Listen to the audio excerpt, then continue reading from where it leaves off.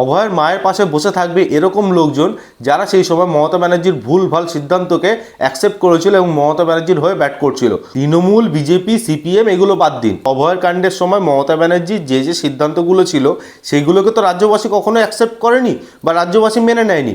কিন্তু সেই সময় মমতা ব্যানার্জিকে সাপোর্ট করা বা তার হয়ে ব্যাট হাতে ধরা, মানে তার সৈনিকরা যখন মমতা ব্যানার্জিকে ডিফেন্ড করছিলেন, আজকে কিনা এটা দেখতে হবে যে অভয়ের মার পাশে তারা বসে আছে। এরকম প্রচুর নেতা নেত্রী তৃণমূল থেকে বিজেপিতে আসতে বিজেপির খুব কাছের লোক হয়ে দাঁড়াচ্ছে।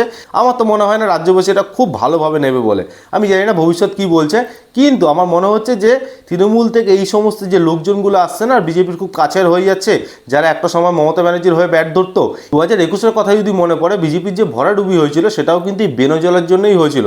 তো বিজেপিকে এটা মাথায় রাখা দরকার। শুভেন্দু অধিকারী বুদ্ধিমানী মানুষ, হয়তো উনি সেটাকে খুব সামলেই চলবে। আর শ্রমিক অধিকারী বাবু, আপনাকে একটা কথা বলে দিচ্ছি, এটা কখনোই রাজ্যবাসী মেনে নেবে না। অভয়ের মায়ের পাশে বসে থাকবে এরকম লোকজন যারা সেই সময় মমতা ব্যানার্জির ভুলভাল সিদ্ধান্তকে অ্যাকসেপ্ট করেছিল এবং মমতা ব্যানার্জির হয়ে ব্যাট করছিল।